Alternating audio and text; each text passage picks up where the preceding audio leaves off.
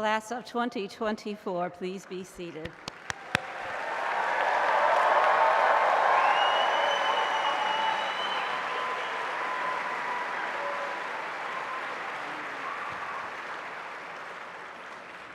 Gosh, it's so good to see you all here in your green and your black. It's a fantastic day. Family and friends, welcome to this Wake Chapel. As we begin our momentous occasion today, first let me offer the land acknowledgement. The campuses, Wake Forest University School of Medicine in Winston-Salem, reside on the ancestral lands of the Tutelo, Occaneechi, and Kiowa nations. Additionally, we recognize that North Carolina is currently the home of at least 10 other indigenous tribes. We enter our time together here in Wake Chapel with respect and reverence for this land and remain appreciative as we continue our event today. So at this commencement for the Wake Forest School of Medicine Doctor of Medicine program, class of 2024, let us begin this celebration that marks the culmination of your years of hard work and dedication. In this brief moment of invocation and reflection, may we acknowledge the diversity of backgrounds, experiences, and beliefs that are represented in this class, which has come together united in a common purpose, and that is to tend to the ill and the sick and the wounded in this world. Vast amounts of medical and scientific knowledge has been transferred over the past years from your many instructors to you. You also supported and learned from each other. Your friends and your families supported you in many, many ways. And so now, take a brief moment to bring gratitude into your heart and into your mind, remembering all those who have walked with you to get you here today. All those who provided support, encouragement, laughter, humor, pizza, and other sustaining things that you need. So today, all of us here, family, friends, faculty, support staff, join in solidarity to joyfully bear witness to this significant milestone and your intention to use your skills to tend to the deep pain and suffering in this world. We really, really need you. It is my pleasure to welcome Dr. Susan Wente, President, Wake Forest University.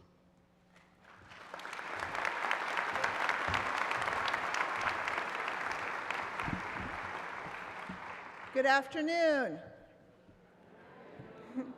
And thank you, Dr. Nicole. It is indeed my honor to bring greetings to you, Wake Forest University School of Medicine class of 2024, on this exciting day in your academic and professional journey. Let me first state the obvious because it is worth repeating. You made it! Woo!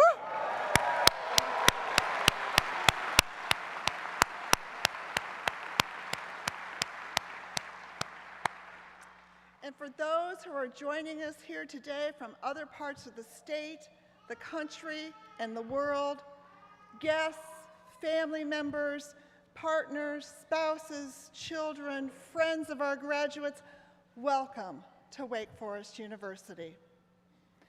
As was noted by Dr. Nicole, no medical student arrives, experiences, or completes a medical education alone. Nor did your paths only first begin when you arrived at Wake Forest. We know that this day represents a culmination of many, many years of first steps, wrong turns, choices and triumphs, sacrifices, and achievements. At each step along the way, your families, your friends, your partners, and your loved ones have indeed supported you and kept you moving along. So I want to ask you, class of 2024, to please join me in thanking those who have walked beside you on this journey. Thank you.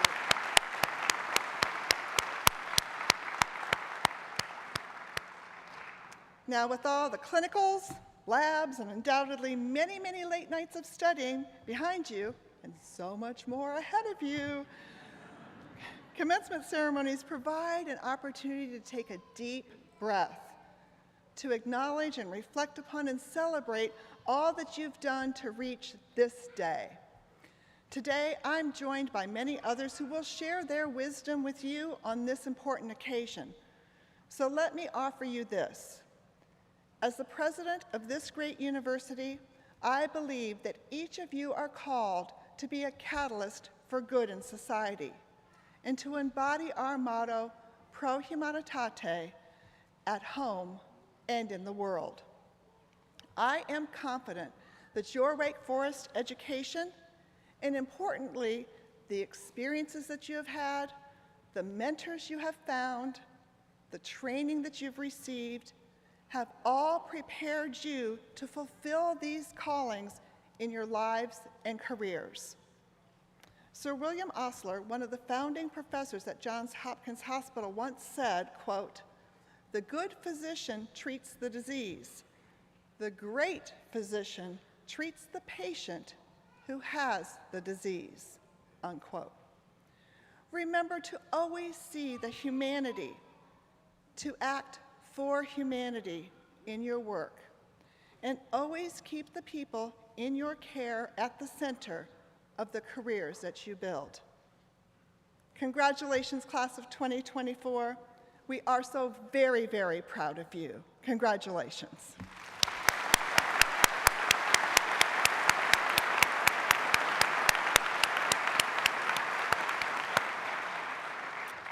I now welcome the Dean of the School of Medicine, Dr. Ebony Boulware, to the podium.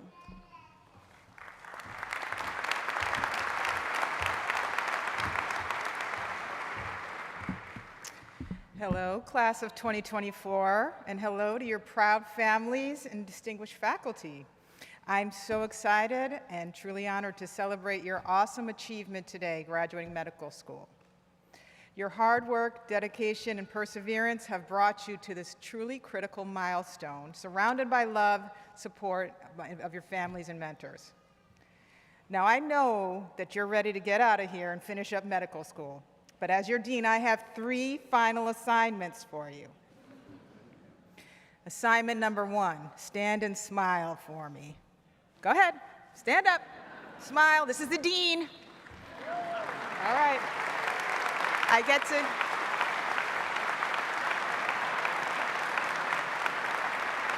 Okay.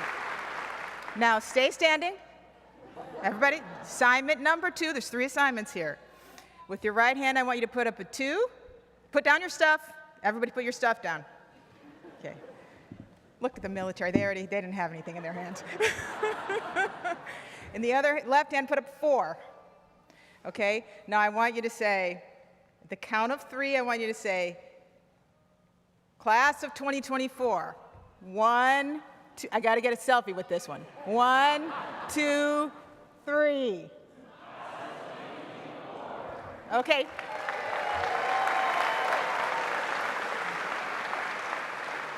Now that you're standing, I want you to turn around and give a standing ovation to your family, friends, and loved ones who've supported you so much to get here.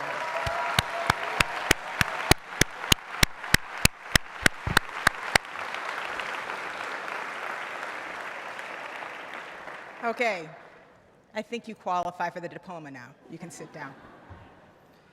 Today, we're so proud to recognize 142 of you graduating medical students. Your impact is going to be great and far-reaching. You've matched in 23 different specialties across many of our nation's most outstanding programs. And while we'll be wishing many of you well as you leave our walls, we're delighted that nearly 30 of you will stay here in Winston-Salem and in Charlotte. Your class has been instrumental in growing our vision of 2 campuses united under one mission and bringing that to life. As you're graduating, I reflect on my own graduation. And I remember that feeling, the mixture of feelings I had, the pride and the excitement, but also that sense of trepidation about the road ahead. It was daunting to go through that transition. But I found as I made that transition that I had confidence because I knew my training had prepared me.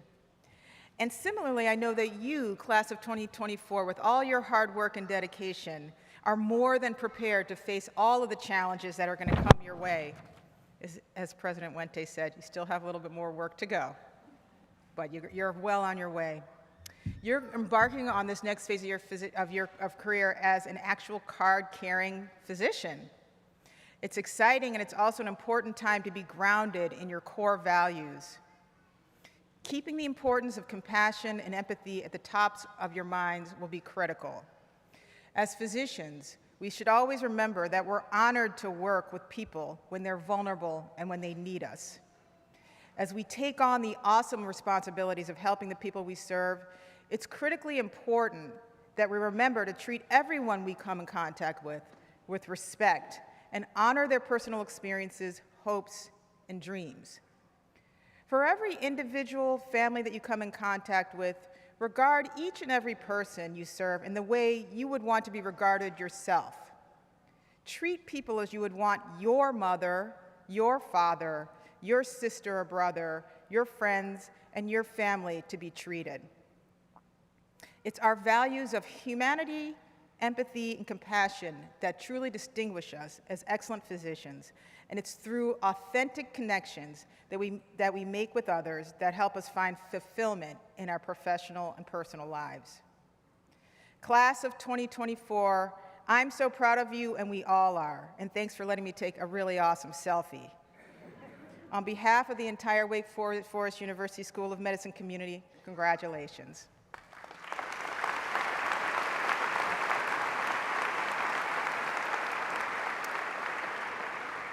Now, I would like to recognize 4 distinguished emeritus faculty members who are with us on the stage today. Okay. First, are they coming up? Okay, I'll wait for them.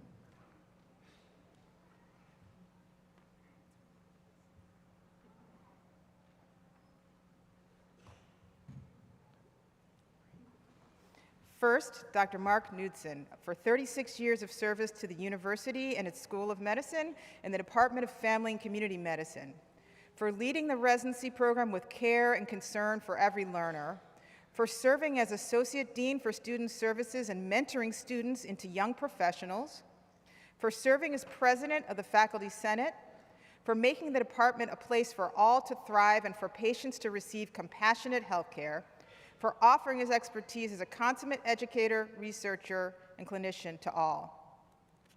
Next, Dr. Drew Allen McGregor. For 33 years of service to the university and School of Medicine in the Department of Anesthesiology, section on critical care medicine. For his leadership in directing a critical care fellowship program and educating outstanding fellows, for serving as a mentor to all students, residents, and fellows alike, for his excellent bedside teaching ability and excellent lectures for learners at all levels, from medical students to experienced physicians, for his contribution to clinical research and studying the sickest of patients, and for his compassion to critically ill patients and their families. Next, Dr. Tim Martin. For 33 years of service to the university and its School of Medicine as a professor in the Department of Ophthalmology with co-appointments in the Departments of Neurology and Neurosurgery.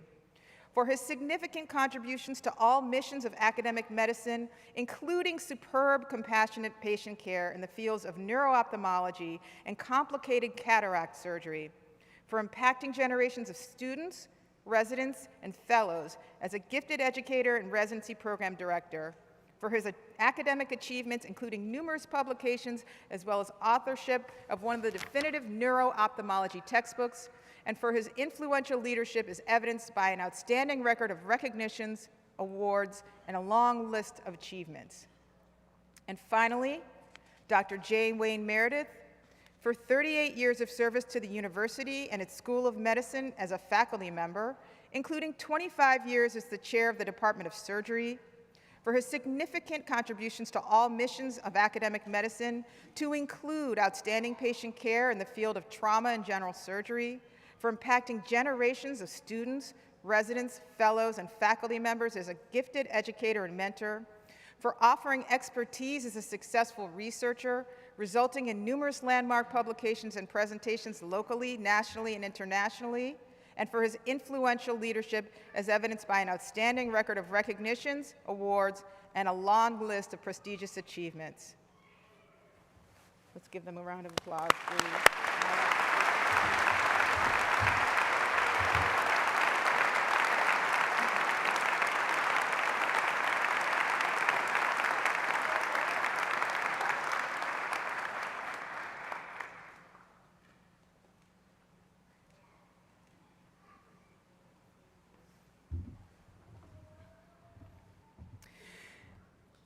Now I'm pleased to introduce Dr. Julie Freischlag, CEO and Chief Academic Officer at Atrium Health Wake Forest Baptist, Chief Academic Officer and Executive Vice President at Advocate Health, and Executive Vice President for Health Affairs at Wake Forest University.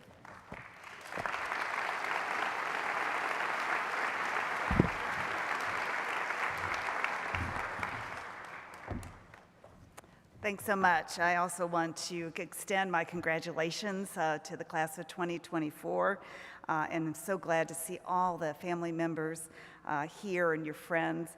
And somehow somebody's got a connection because it ain't raining, and so that's really great. Beautiful weather as well.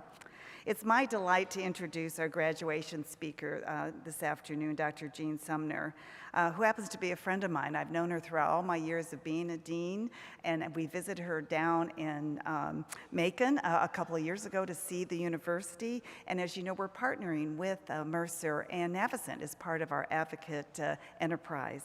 She's dean of the Mercer University School of Medicine.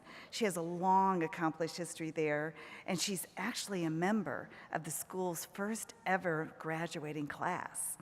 After medical school and residency training, Dr. Sumner came to Mercer as a community faculty preceptor and later became Associate Dean for Rural Health in 2014. She has always cared deeply about the health of rural communities, and she has worked diligently and with heart to make a difference in areas of great need. She's a true champion of ensuring that all communities across Georgia have access to the highest quality patient care. In fact, the mission of Mercer University School of Medicine is to, quote, educate students who will become well-trained, compassionate healthcare professionals in Georgia and practice in rural or medically underserved areas of the state, end of quote. She is a third-generation Georgia physician herself and has served the rural parts of her home state for most of her career. She practiced medicine in Washington and Johnson counties before becoming dean in 2016. Over the years, Dr. Sumner has also had a variety of leadership roles. She has served as hospital chief of staff and nursing home medical director for several organizations, including Source Care Management, Scott Health and Rehabilitation, Wrightsville Manor Nursing Home, and others. In addition, she is a founding member of the Georgia Rural Health Association and has served as a board member, chair, and president of several community and statewide professional organizations. At the state level, Dr. Sumner served as a governor-appointed member and then as president and medical director of the Georgia Composite Medical Board. In 2020, Dr. Sumner received the Ralph O. Claypool Senior Memorial Award from the American College of Physicians for her exceptional care of patients. This was a landmark achievement as Dr. Sumner was the first Georgian in history to receive this prestigious award.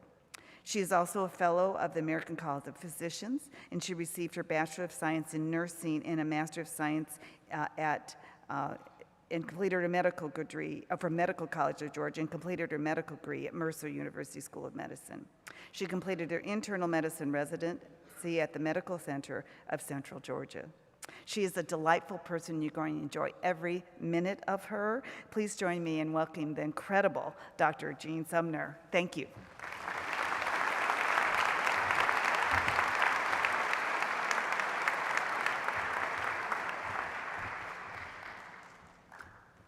Thank you, Dr. Freischlag. President Wente, Dean Boulware, distinguished faculty, honored guests, and graduates.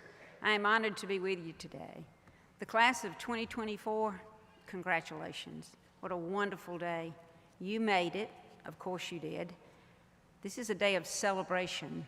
No one gets here today alone, so everyone who helped you succeed should take joy in your accomplishment. I know you will have good memories, lifelong friends, engaging colleagues who you will call on for advice, counsel, and reassurance throughout your life. Stay close to them. You graduate today from Wake Forest, a nationally ranked, highly respected school of medicine. Graduates from this institution are leading in numerous fields of medicine. The graduates before you have left a trail of excellence, professionalism, accomplishment, translational research, and service that is second to none. Follow their path. Residency is challenging and humbling. You are well prepared, and I hope you are excited. So what will you do with the opportunity that you have earned? Stop for a moment and acknowledge to yourself that you truly have a chance to change the world and that of your patients. Today, you are a physician. I spent most of my life practicing internal medicine in a rural Georgia county. Rural physicians see interesting and rare diseases earlier in their course, develop meaningful relationships, and have long-term continuity with patients. I understand most of you may not see this as your life goal. That is not my purpose. I ask, though, that you understand that rural medicine is complex and rewarding. Rural physicians will need your advice, and you will need them. With time, a rural physician can significantly improve the health status of their community. We all talk about health disparities, but have not done nearly enough to address them. The lack of quality care, the challenge of access, and health policy that doesn't even consider a rural community are real. Public health is critically important, especially in rural areas. Most residents in our county go to the health department for immunizations. The nearest pharmacy that administers immunizations is 25 miles away. Yet several years ago, one of the largest Medicare Advantage plans in our state gave notice. Their members could only go to Target for their flu shots. I had no idea where Target was. More importantly, neither did the older citizens who needed it most. We discovered the nearest Target was 80 miles away. The point is that patients are almost always blamed for not following our advice and recommendations, when in reality, it's often us and the policies that organizations make that are the problem. We are very blessed in this country to have high-quality health care. Sadly, it's not available to everyone. A 2019 article in Health Affairs reported that less than 5% of medical students in our country grew up in a rural community. That makes it unlikely that in the near future these areas will have adequate numbers of well-trained physicians. The generational poverty and the lack of opportunities in these communities could be substantially improved with the presence of quality medical care and better education. My family has practiced medicine in one rural Georgia county for over 200 years. In my experience, I know of no other job in healthcare more rewarding or more challenging. Despite the best efforts of conscientious, committed health professionals, there is much work to do. So please hear me. We need you. Great physicians in the past made important discoveries that started with an idea, an observation, or a discussion with a colleague. But they did not stop there. They kept working with their concept, sharing their thoughts with others. As World War II began, my father's entire graduating class at Tulane School of Medicine was offered a slightly early graduation and then were directed to volunteer for the Army. My father was assigned to oversee the surgery unit of a hospital ship that spent years crisscrossing the North Atlantic to bring wounded soldiers home. Not uncommonly, they would pick up a high-ranking officer or a government official to ride with them. Though they never knew who had joined them, they were surprised when Sir Alexander Fleming, who discovered penicillin, came on board in Scotland. My father was struck by Dr. Fleming's humility. He remembered their thoughtful discussions, his kindness to a young officer, and he often mentioned that his discovery was partly due to chance. 20 years later, after his discovery, he was uncertain how this drug would be used. This famous physician knew his skill to bring the drug to widespread use was limited, and he worked with others to develop a plan. The secret trip to the United States was to gather a team that would guide the production of penicillin. When we are willing to work together, we accomplish more. Today, our system of care is outrageously expensive, not always patient-centered, and often not accessible to those who need it most. We have acquiesced to a bureaucracy that is incredibly difficult for an informed patient to negotiate and impossible for those less experienced. We allow formularies to be designed that increase profits for some while passing exorbitant costs to others. We educate physicians in outstanding tertiary and quaternary hospitals, but rarely give them the opportunity to observe the incredible care provided by well-educated physicians in some rural areas of our country. So change is difficult. It will never be accomplished by politics or protest or demands.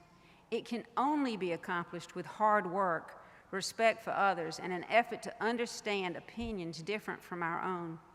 That discussion must include perspectives of all involved, including our patients.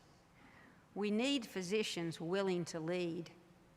Mother Teresa, giving advice on effecting change, said, "You are the leader. Don't wait for those above you on the organizational chart or with a higher rank in the organization. Never think it's not your job. Each of us has a responsibility to work together. Leadership is not about rank. Change," she says, "starts with one person at a time, and that one person should be the one in front of you. Make that one person the first patient you see as a new physician. Demonstrate compassion. Compassion is the emotional response to another's pain and suffering involving the authentic desire to help. Being compassionate helps you, the giver, as much as it helps the patient. When you see that first patient, let them know that you are their doctor and you will be there with them to help get them the care they need. You will meet some fascinating people. You will be surprised what you learn. As a young physician, I went into practice with my older brother. On my first day, he announced that I would take over the nursing home patients. He did not like that responsibility, nor did I. I reluctantly agreed. My first patient was an elderly woman who was a veteran. She had only one living family member, a niece, who had managed to take all her savings and disappear. The woman was cantankerous, feisty, cursed often, and smoked Camel cigarettes. I did not like her. It took weeks for me to have a civil interaction with her, but over time we bonded. One day she offered to tell me about her past. She had served as General Dwight Eisenhower's personal assistant and driver. Her stories were fascinating, and you understood that she had seen the horrors of war, served in a position that required secrecy, had years of service to our country, and yet life had left her completely alone. Over time, I realized she was brilliant, well-read, funny, and I benefited more from having her as a patient than she did from having me as a doctor. I cannot think of a patient I enjoyed more. Compassion for a lonely, old, grouchy woman and persistence made me a better doctor. The Dalai Lama says it clearly, love and compassion are necessities, not luxuries. Without them, humanity cannot survive. Secondly, listen to your patient. I had the honor of caring for a woman named Carrie Tillman. I first saw her at 85. I mentioned her name because she asked me to always mention her name. She had been a patient of my family's for many years. Miss Carrie was special. She was born in 1900 and her mother died in childbirth. Family records recorded that she was very premature, weighing around a pound. Her father, a sharecropper, knew he had no way to care for her, and she would likely die. She was taken to her 88-year-old grandmother, who fed her with catnip tea and goat milk. When her grandmother died, she was given to an uncle who treated her as a house servant. She was not allowed to go to school, so she secretly borrowed her cousin's books at night and taught herself to read and do math. At age 102, I admitted her to the hospital with pneumonia. Early one morning, I went in to see Miss Tillman. She had a slight cough, and in her distinct brogue, she said, "Doctor, I need some oil." I wasn't sure what she wanted, but the nurse quickly explained that she wanted a dose of castor oil to help her congestion. "Miss Carey," I replied, "I don't prescribe castor oil." "Your grandfather did," she retorted. "Well, that was probably all he had," I said. "Your father let me have it."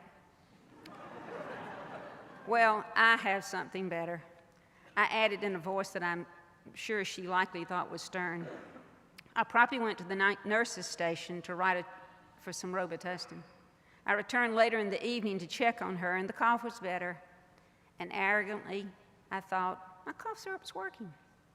I left for the day. Later that evening, my husband, who was Miss Carey's pharmacist, asked, "Did you let Miss Carey come home today?" "No," I answered, "but I'll probably let her come tomorrow." "I thought she came today," he said. "Why would you think that?" I asked. "Well, a friend of hers came by the drugstore and picked up some castor oil." I tell every medical student I've ever taught that story because I am still ashamed that I did not listen. I was in a hurry. She was scared. The castor oil would not have hurt. I didn't take the time to hear the real fear in a 102-year-old woman's voice. I never told Miss Carey I knew she went around me. But after that day, and many others afterward, I listened, and she helped me be a better physician. Miss Carey died at 105, still effectively advocating for herself. A 2018 Mayo Clinic study determined that physicians give patients 11 seconds to talk before they interrupt. Remember, be quiet and truly listen to your patient. Third, examine your patient. Not uncommonly, I hear complaints from patients who say the doctor never touched me. I have never heard a complaint from a patient that said the doctor thoroughly examined me. A long-standing patient of mine who had recently had an annual physical awakened with flank pain. She went to work, but the pain worsened.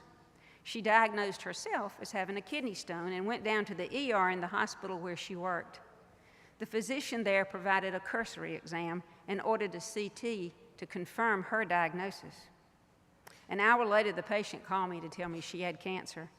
The ER doctor suspected lymphoma. The doctor had shown her multiple unilateral small masses in the chest and upper abdomen and suggested a poor prognosis. She was hysterical, and I asked her to come by my office. I tried to calm her and asked to re-examine her. As I lifted her blouse, the sobbing patient clearly had a case of shingles.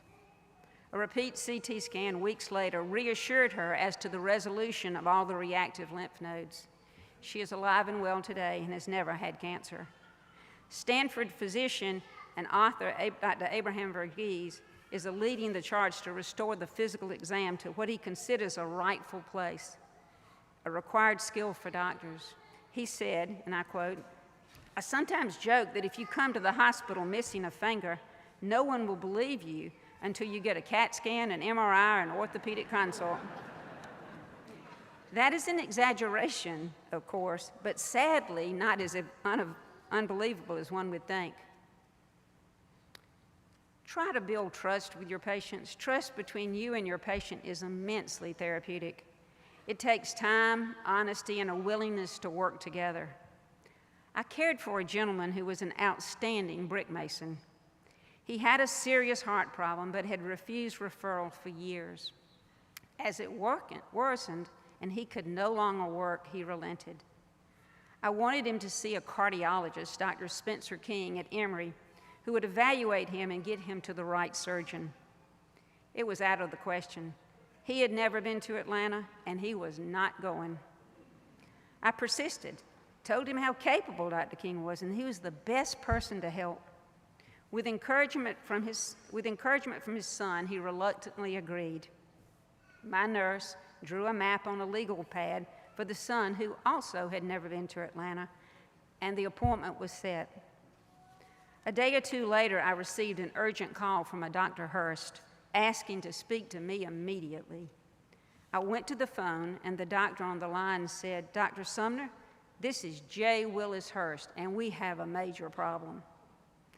Dr. Hurst was a cardiologist, chair of internal medicine, editor of the book The Heart, and is considered one of the early fathers of modern cardiology.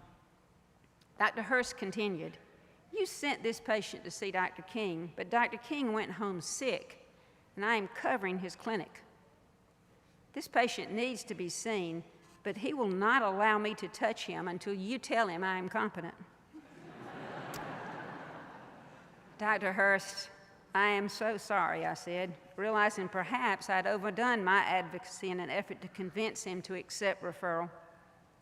I asked to speak to my patient, but before I could say anything, the patient said, "Doc, I'm coming home.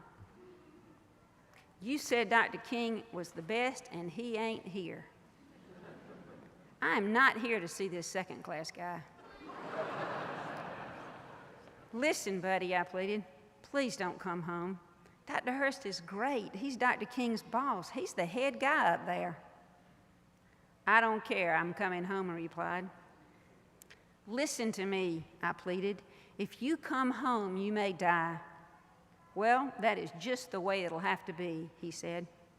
Struggling to convince him, I said, "You trust me, don't you?" "Yeah," he said calmly. "Well, this guy was President Eisenhower and President Johnson's doctor. He is really famous." There was total silence. "Well, hell, Doc, they're both dead." He stayed and had the needed surgery and lived and worked for another 20 years. Trust is effective. In closing, most of you will not end up in rural communities, but get to know those physicians who do. Help them, learn from them, be respectful of them, and answer your phone when they call. Work together to recenter all of healthcare on the needs of our patients. Health disparities are real, and we can eradicate them, but it will take us every one. Show compassion, listen actively, examine the patient, and build trust. If you do, you will change the world one person at a time. Congratulations to each of you, and Godspeed.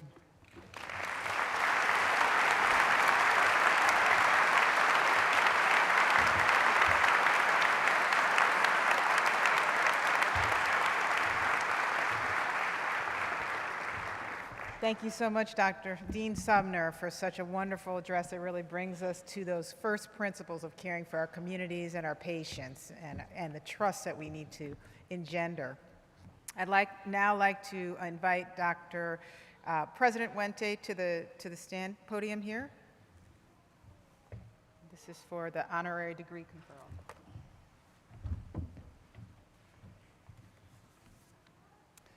Will Dr. Jean Sumner please come forward to be recognized?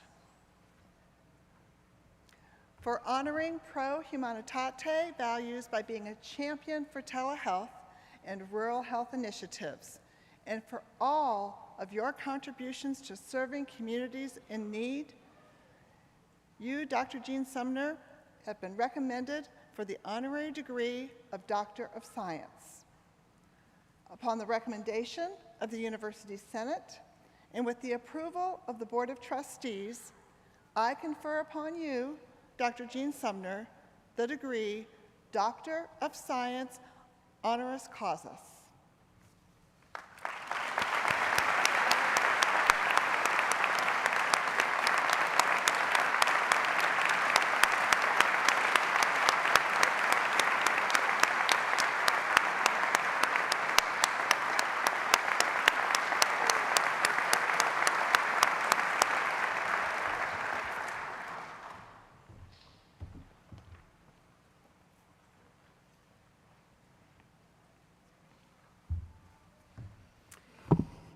Thank you so much.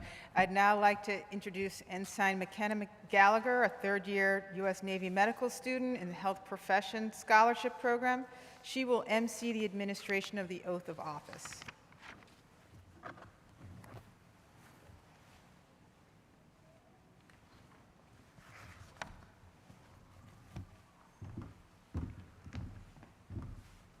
Good afternoon, everyone. We're pleased all of you could join us as we recognize Second Lieutenant David Burns, Second Lieutenant Joy Dewar, Ensign Austin French, Second Lieutenant Gabriel Sowards, and Second Lieutenant Caleb Sprouse.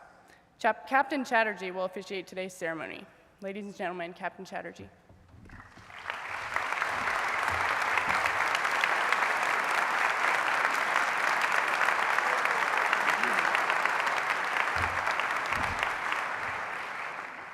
Thank you, Ensign Gallagher. President Wente, Dean Boulware, shipmates, graduating students, and family, guests, thank you for allowing me to join you on a phenomenal day for you guys. Right. I'm here wearing two hats, although I'm not wearing a hat anymore. As a professor of medicine, dedicating my professional career to you. And then also as the Reserve Pacific Fleet Surgeon, which is how I'm serving in the Navy today. Today, all of you are going to take an oath a little bit later. My colleague is going to administer that oath to you guys after you get your degrees. That's a life-changing medical oath. You commit yourselves to serving your fellow humans in the spirit of Pro Humanitate, the motto of our university. A group of your colleagues, these 5 people right here in front of us, are going to take an additional oath now. And this time, that oath is an additional commitment of service, but this time it's to their country and to national security. These colleagues of yours are going to be great doctors, just like all of you.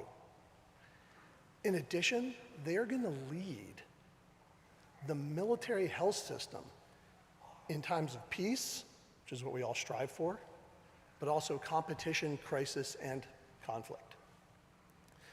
This is a time-honored tradition when O1s, which is to say a second lieutenant, we got a few of those over here, or an ensign in the Navy, like Ensign Gallagher, gets promoted to captain in the Army and Air Force, or in the Navy, we call that same O3 rank lieutenant. There's a time-honored tradition where we administer the oath of office to these students, and they take this oath next. I think you're up next. We're going to do some trading back and forth. Attention to orders. The President of the United States, acting upon the recommendation of the Secretaries of the Air Force, Army, and Navy, has placed special trust and confidence in the patriotism, integrity, and abilities of Second Lieutenant David Burns, Second Lieutenant Joy Dewar, Ensign Austin French, Second Lieutenant Gabriel Sowards, and Second Lieutenant Caleb Sprouse. In view of these special qualities and their demonstrated potential to serve in their respective medical departments, Second Lieutenant Burns will be promoted to the grade of Captain, Medical Corps, United States Army. Second Lieutenant Dewar will be promoted to the grade of Captain, Medical Corps, United States Army. Ensign French will be promoted to the grade of Lieutenant, Medical Corps, United States Navy. Second Lieutenant Sowards will be promoted to the grade of Captain, Medical Corps, United States Army. And Second Lieutenant Sprouse will be promoted to the grade of Captain, Medical Corps, United States Air Force. Captain Chatterjee will now administer the oath of office.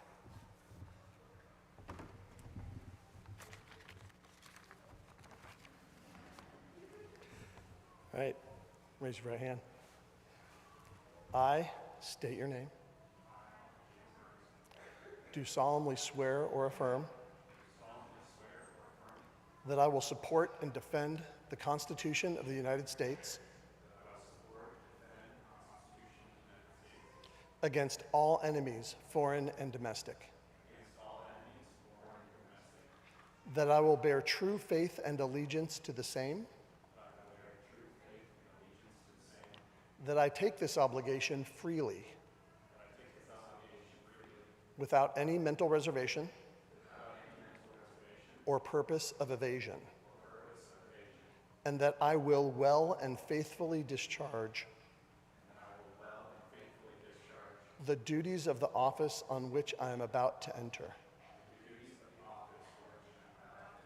So help me God.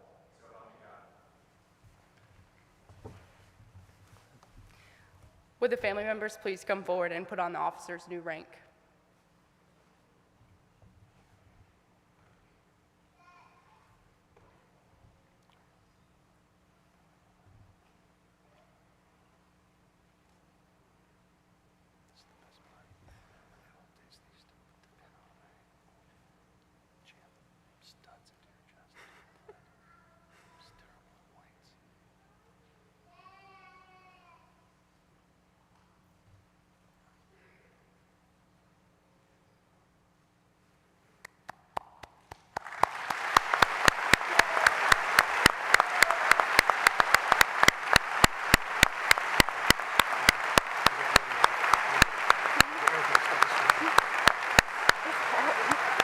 He's got boards.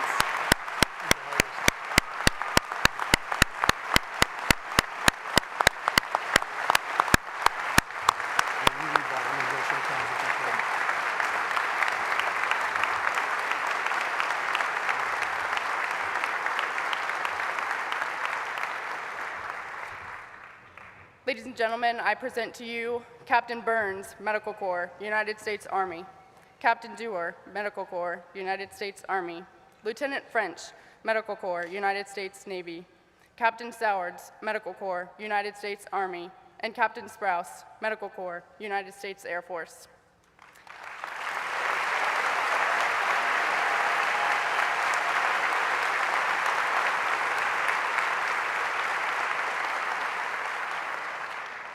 Ladies and gentlemen, this concludes the promotion ceremony. Please welcome Dr. Roy Stroud, Vice Dean of Undergraduate Medical Education, to the podium.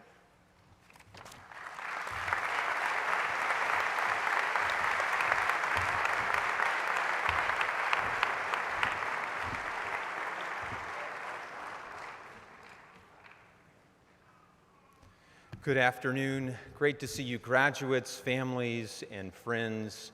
On behalf of all of the faculty here, we could not be more excited for this day. It's my son's 11th birthday. My daughter just got confirmed, but there is no place I would rather be than right here with you all. And that's a true statement, actually.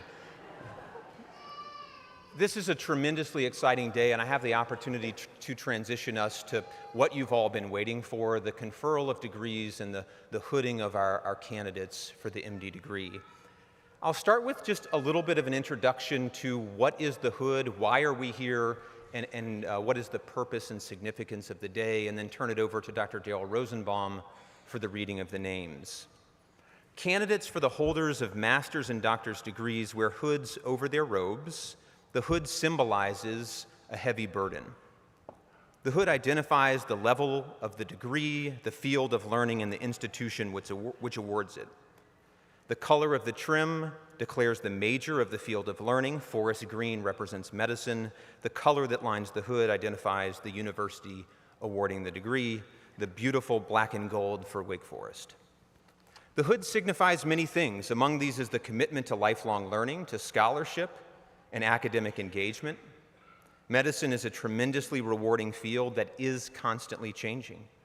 Over your lifetime, graduates, there will be new advances, new treatments, new discoveries, and new approaches to delivering care to your patients. At the end of some of these days, this will feel like a heavy burden. It will require a commitment to learning, studying, delivering the latest advances, and the most up-to-date care. You will burn the midnight oil, you will have some late-night pizza, you will find that call room, hopefully. But it will also be a unique privilege. And as a Wake Forest graduate, your pursuit of patient-centered care will be a driving force in your future. Congratulations on this tremendous accomplishment. And now, without further ado, I'd like to invite Dr. Dale Rosenbaum, our Senior Associate Dean of MD Admissions, to read the names of our candidates.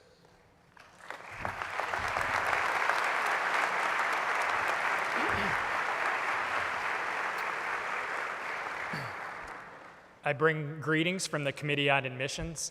We're so proud of how far you've come, although there was never any doubt in our mind. Thank you for making us look good. And no disrespect to my colleagues on the stage here, but I'm pretty special today. kind of the hipster of the group because I knew them before they were cool.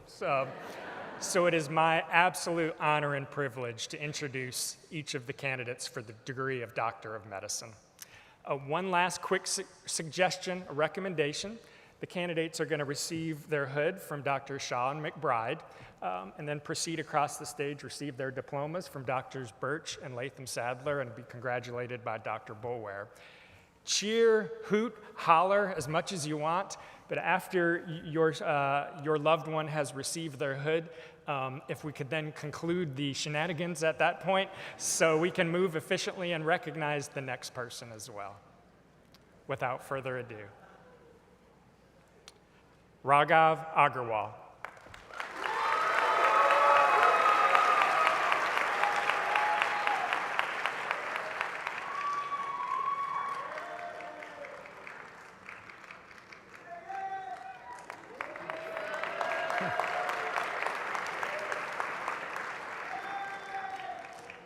Gregory Michael Aiello.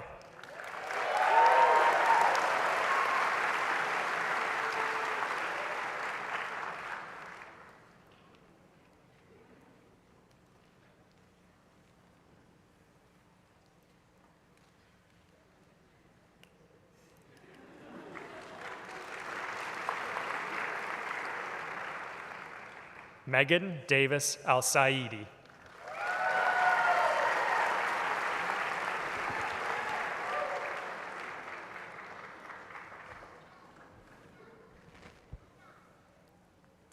Sofia Alvarado.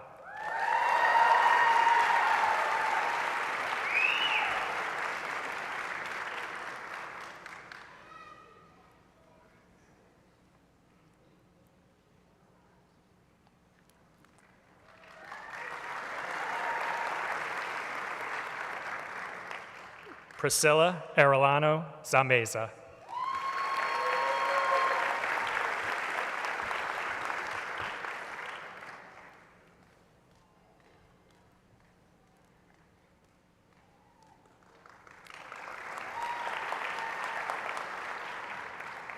Jonathan Axford.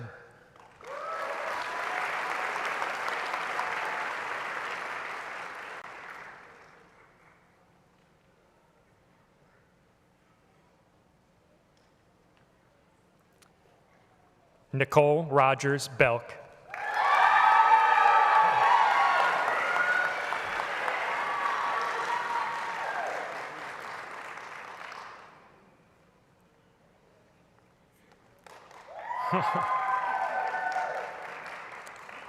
Danielle Loretta Black.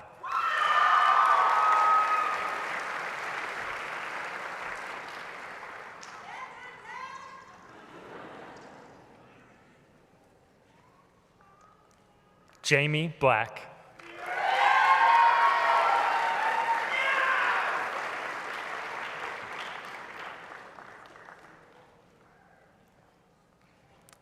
Brianna Lee Blaschke.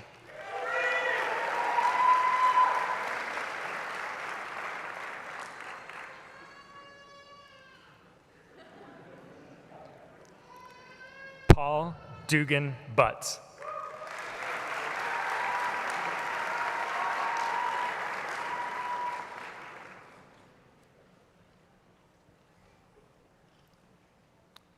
Jennifer Kai.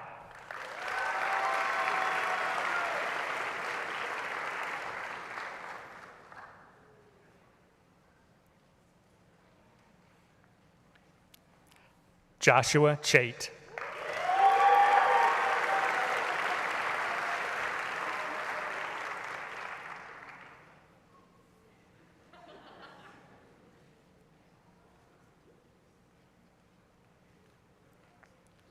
George Constantine Chrysophis.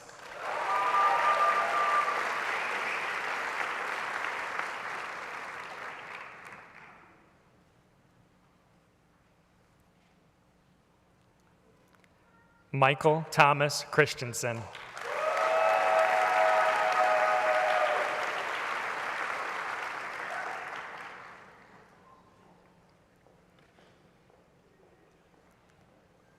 Claudia Ashlyn Coffin.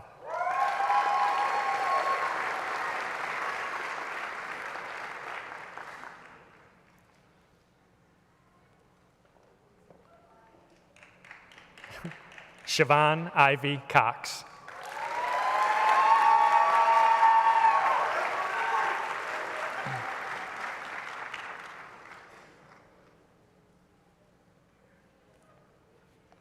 Nikhil Allen Crane.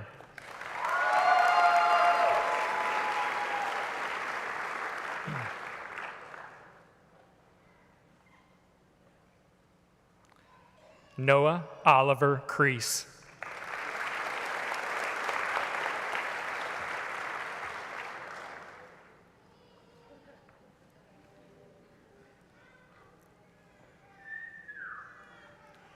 Bethany Paige Crowley.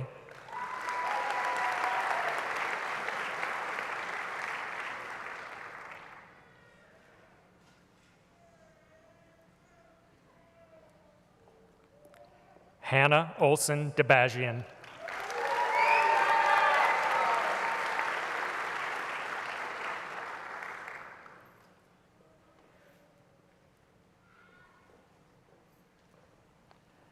Connor Dean.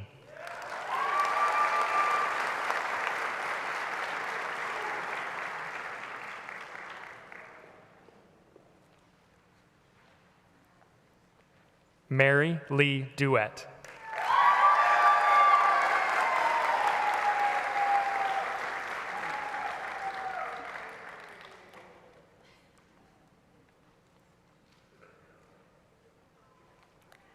Anthony Salem Elias.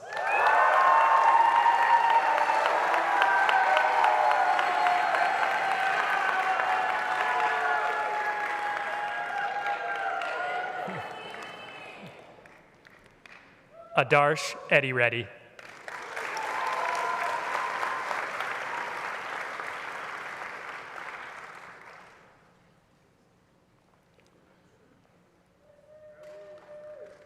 Jimshad Farouk Wooden.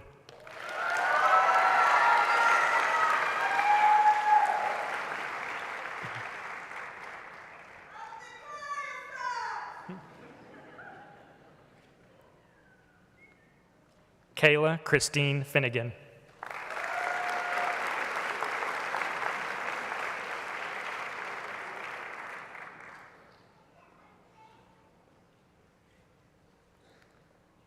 Whitney Nicole Floyd.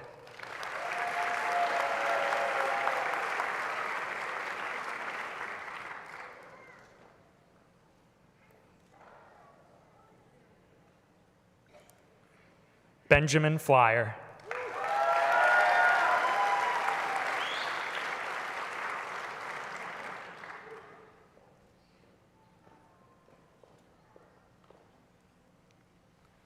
Andrew Yu An Fong.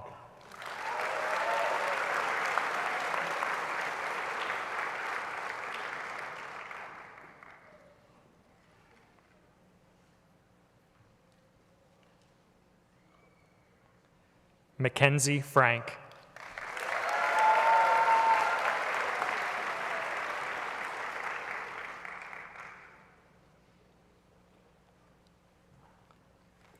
Sarah Regina Friday.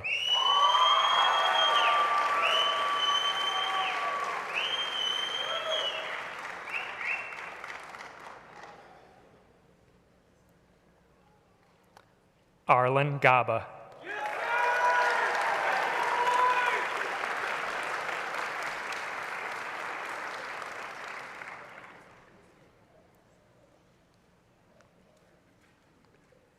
Lucas Dufresne Gali.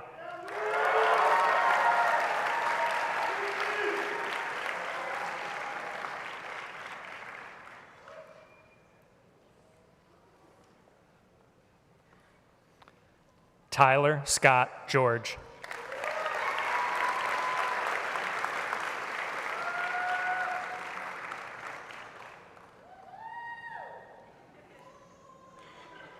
Connor William Hiles.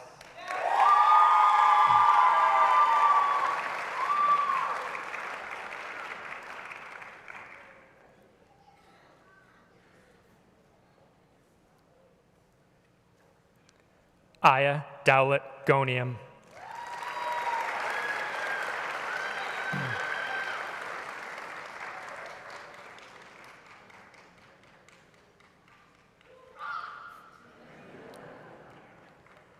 Mark Allen Glover.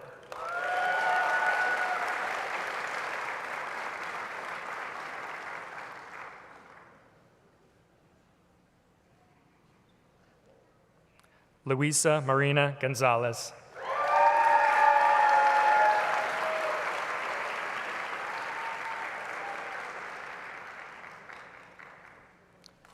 Joshua Grosser.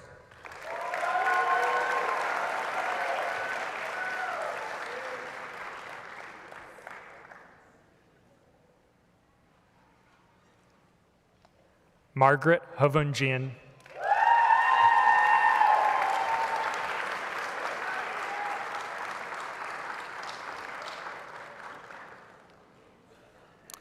Jesse Heinen.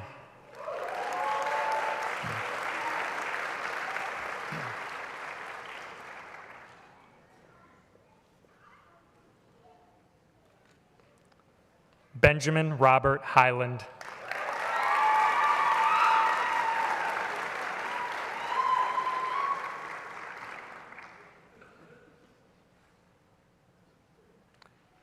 Ryan Stanford Hilton.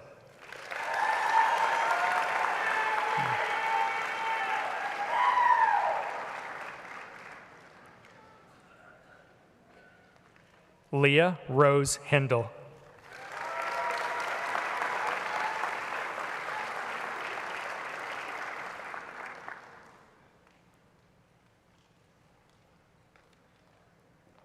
Alexander Carl Horn.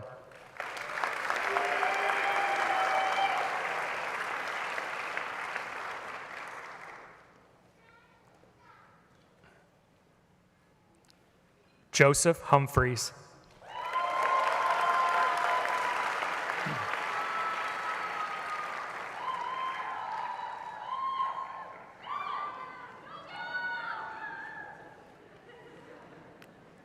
Stephanie Ira.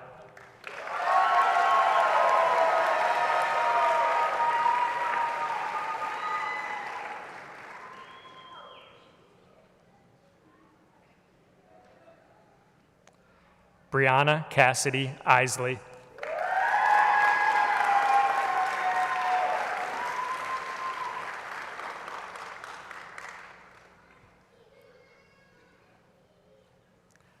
Ankita Mahesh Iyer.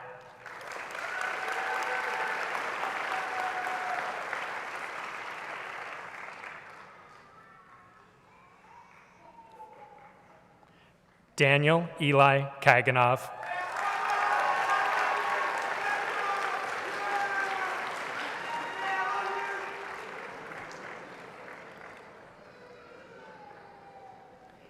Ian Kinney.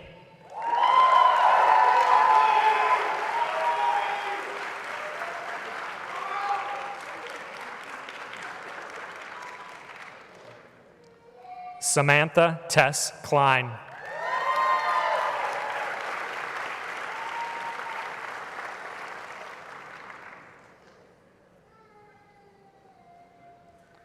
Sasha Kondrasov.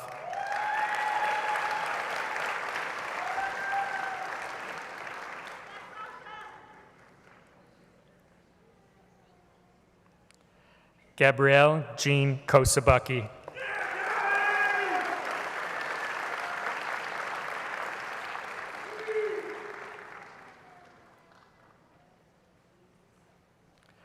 Alexa Lillian Lacey.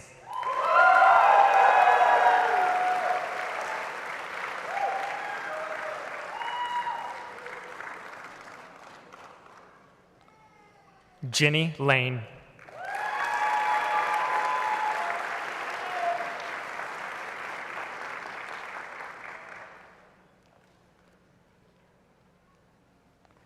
Ryan Gregory Layton.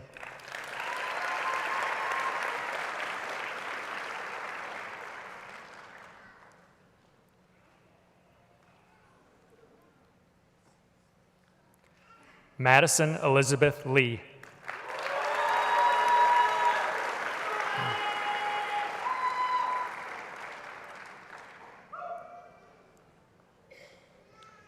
McKay Thomas Leffler.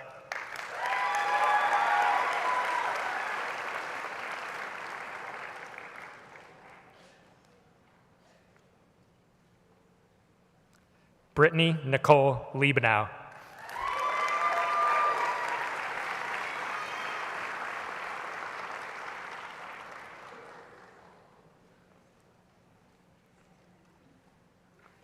Gregory Lombana.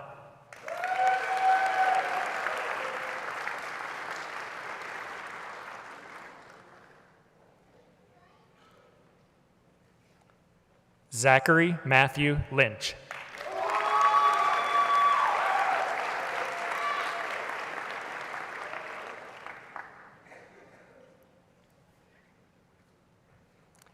Brianna Maniscalco.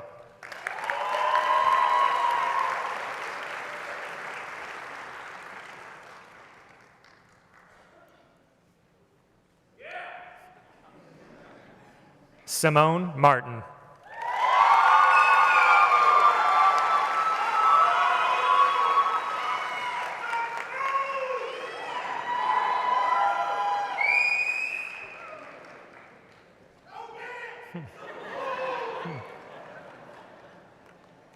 Miles Mayberry.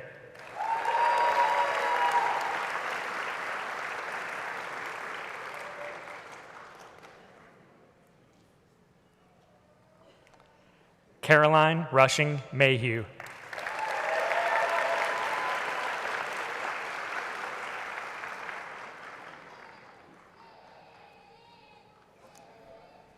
Glenn Barden McKinney.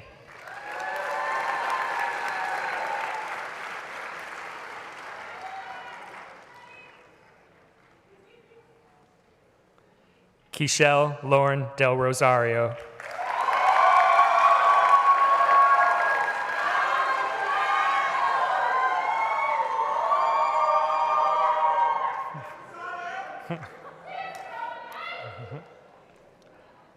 Omsai Kotiredi Meka.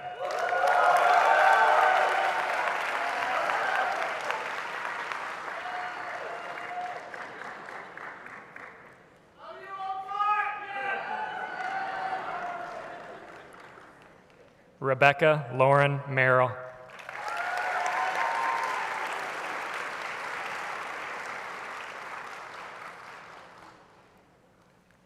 Maxwell Kane Messenger.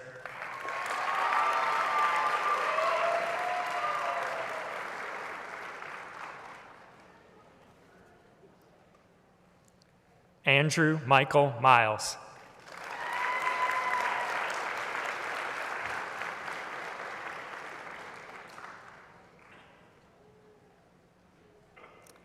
Nima Moini Rastagar.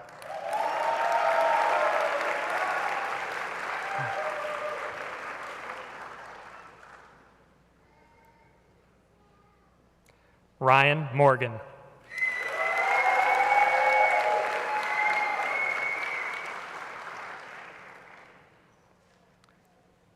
Nicholas Allen Mauser.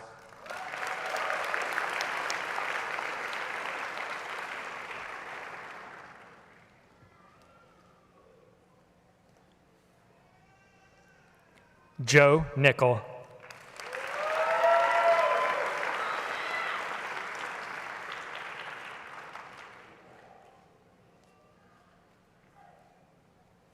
Greg No.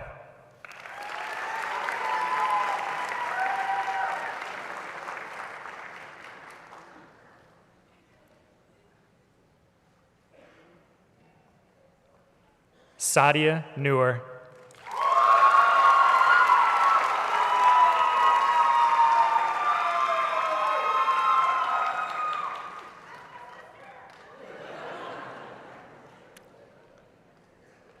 Chiagosium Ogbona.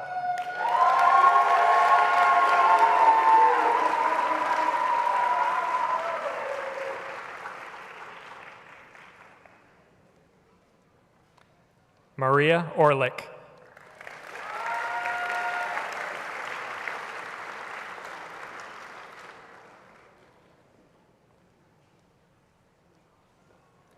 Haley Rebecca Park.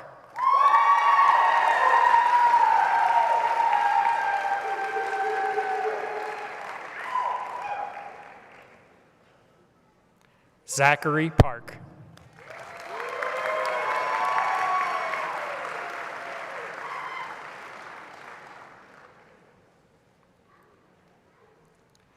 Clifton Forrest West Parrott.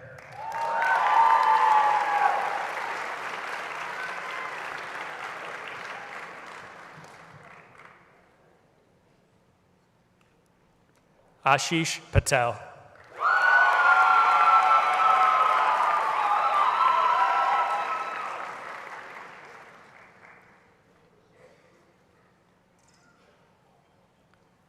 Palak Vipul Patel.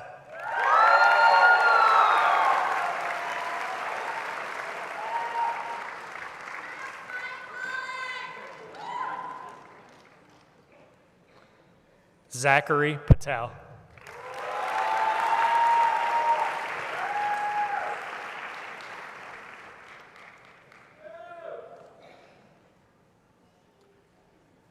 Talia Pearson.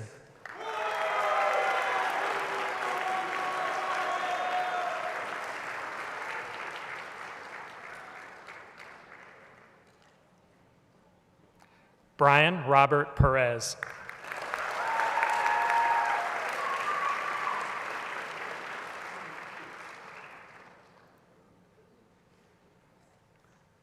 Mark Perez.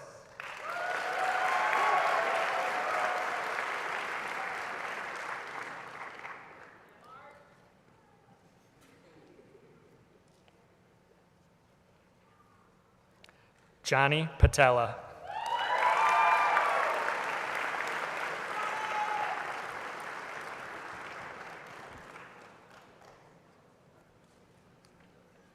Julia Simone Pical.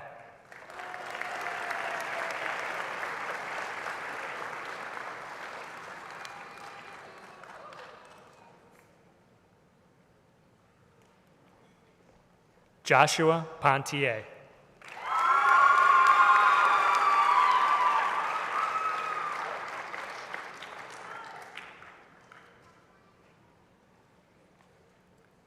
Dominic James Ponzi.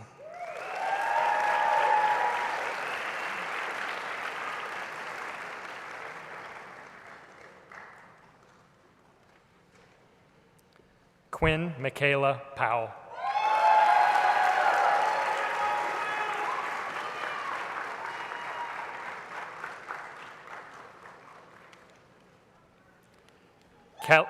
Kelly Ann Pring.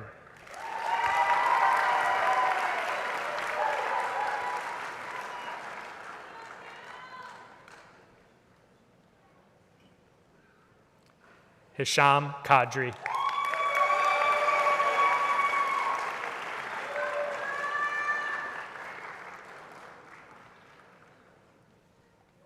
Michelle Q.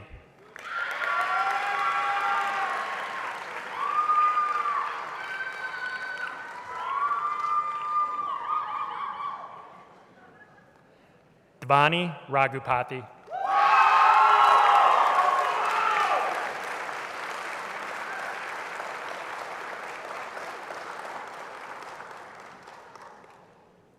Meghana Neapati Rao.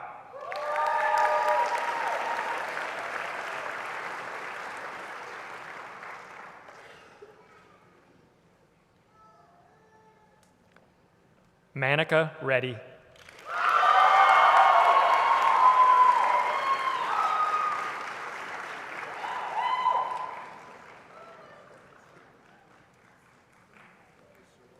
Alexis Restrepo.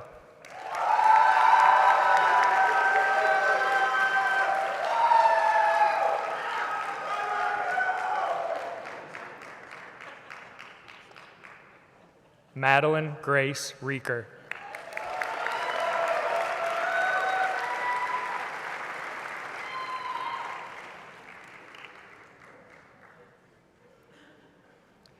Brian Andres Robusto.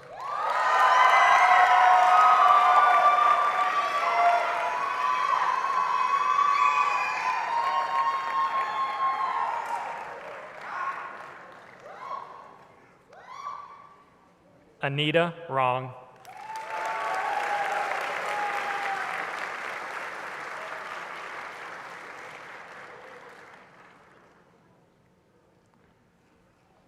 Abdurrahman Rusi.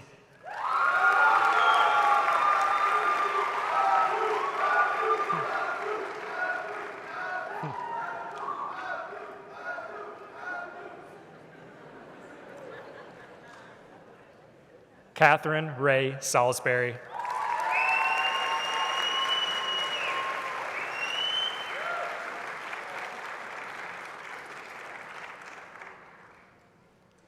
Virginia Cynthia Samuels.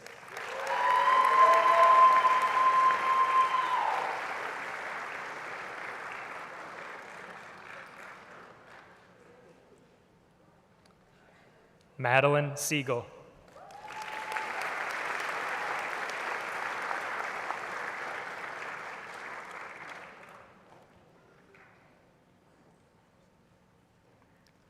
Megan Eileen Seeger.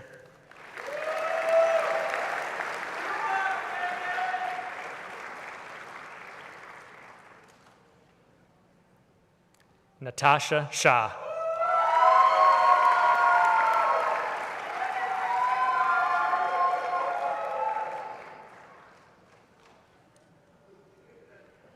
Ahmad Shamalzai.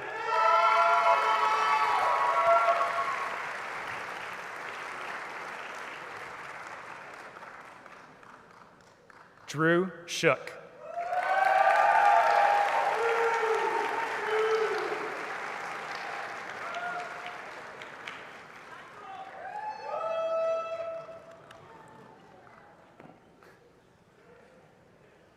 Sienna Silviera.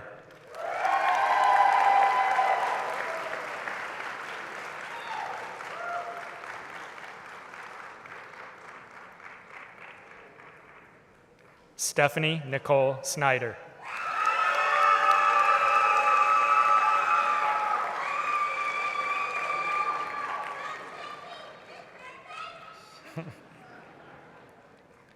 Emily Sparks.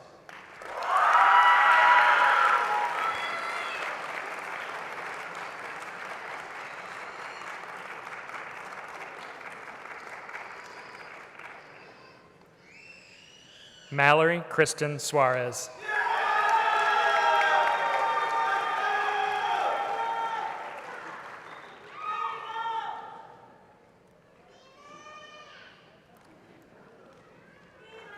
Davis Marie Temple.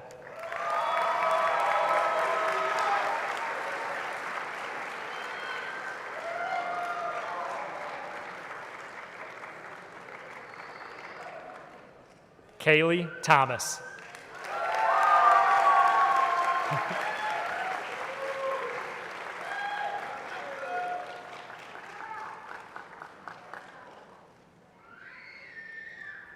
Mitchell Tingy.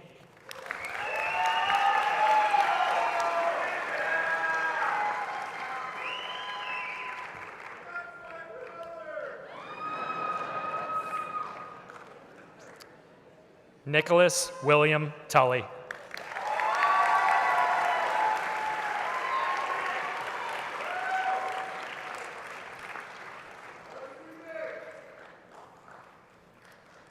Corinne Van Gundy.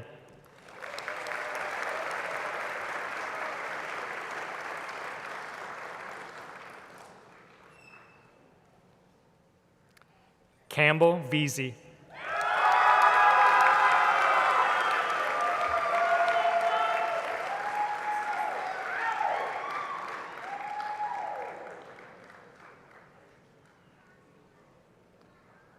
Abby Ventura.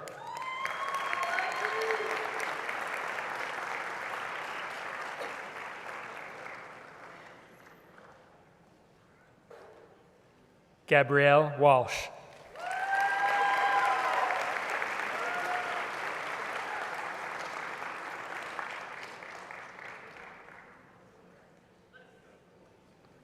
Stephanie Wang.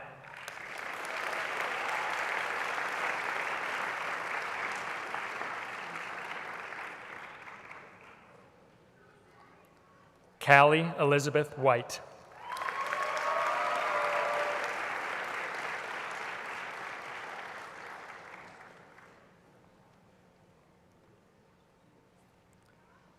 Jordan Scott Wise.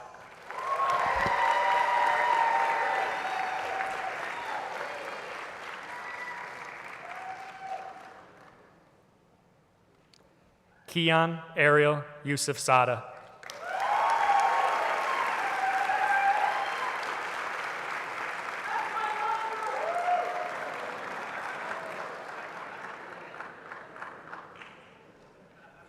Chelsea Yun.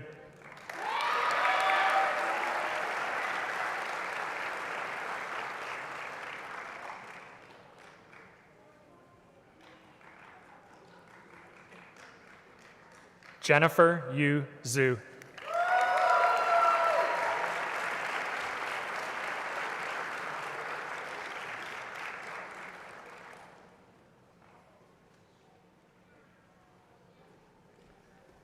Tamir Zatilny.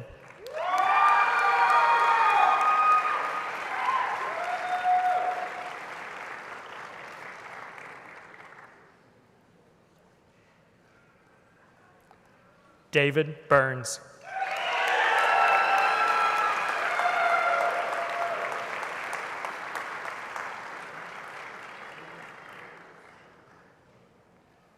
Joy Elizabeth Dewar.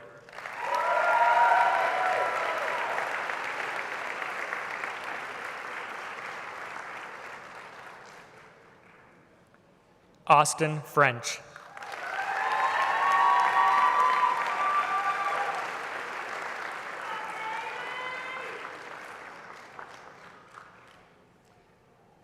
Gabriel James Sowards.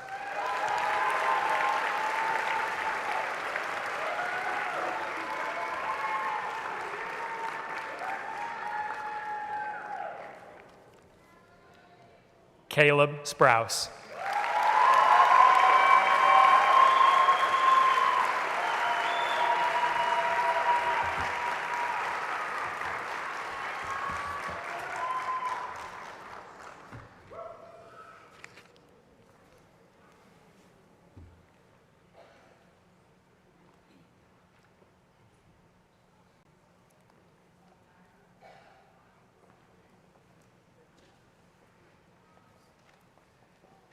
And I'd like to invite Dean Boulware back to the podium.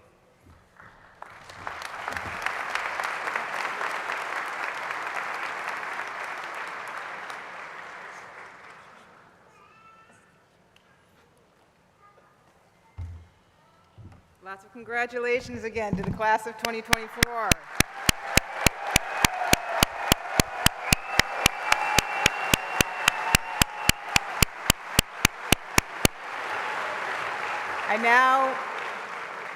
I now ask President Susan Wente to please join me for the conferral of degrees.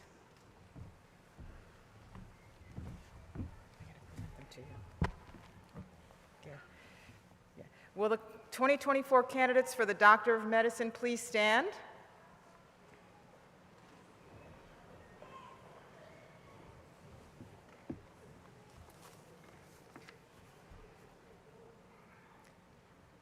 President Wente, it is with pleasure that I present them to you on behalf of the faculty of the School of Medicine for the conferral of their degree.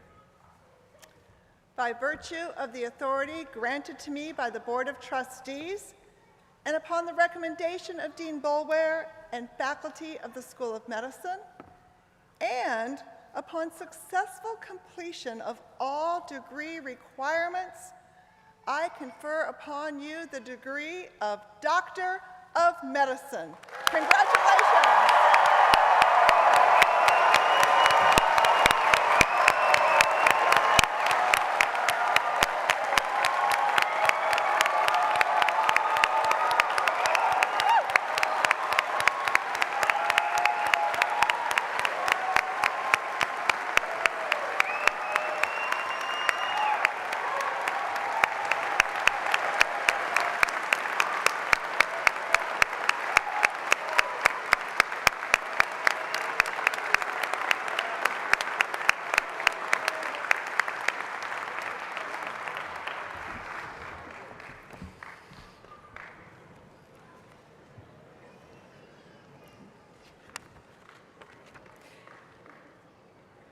Please welcome Dr. Thomas West, class of 1981, President of the Medical Alumni Association, to lead us in the physician's oath.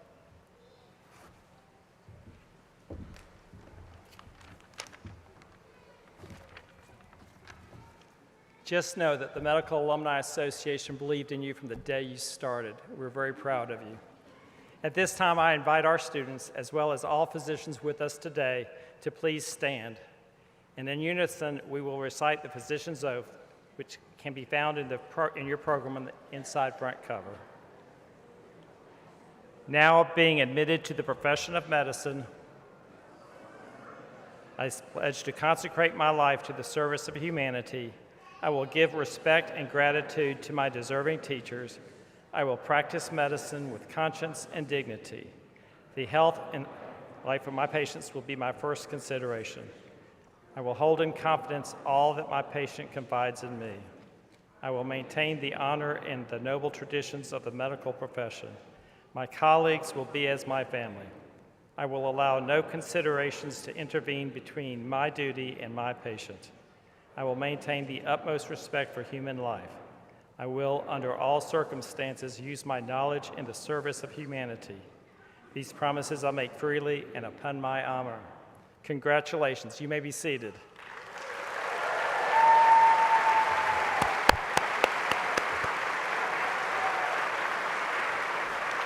And on behalf of the 12,000 alumni, physicians, and house staff alumni, I welcome you, our newest members, to the Medical Alumni Association of Wake Forest University School of Medicine. And we'll be calling.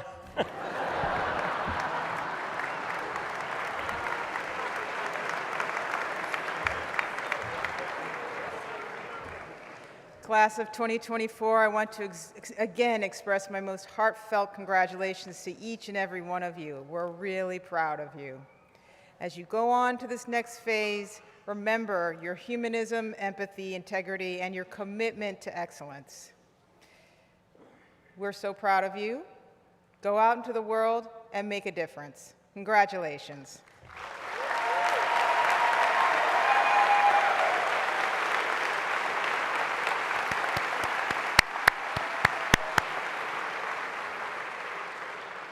To close us with a prayer of benediction, I now welcome the Reverend Dr. George Banks, pastor of Goler Memorial AME Zion Church. Dr. Banks.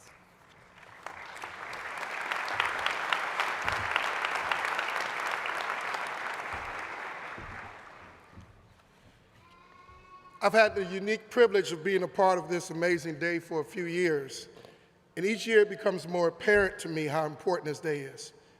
Yes, it is a point of demarcation for those students who have worked so hard and devoted so much of their time and energy to pursue one of the most difficult degrees in academia. However, this is a seminal moment because we're sending these students out, these new doctors, into the world to care for and, yes, save lives. This day represents the triumph of the human spirit and reminds us that goodness still prevails in a sometimes mean and callous world. Congratulations on such a major achievement in your lives. Let us pray. Dear Creator, we give thanks for these students who stand at the threshold of new burgeoning careers as they will care for your creation. We celebrate together with these new doctors as they sojourn to the next phase of their lives. Please bless them and keep them. Allow them to provide unmatched care for the patients under their watch with professionalism and compassion. Sustain them through life's inevitable trials and tribulations. Keep them in remembrance of the sacred oath they vowed today before you and this august body.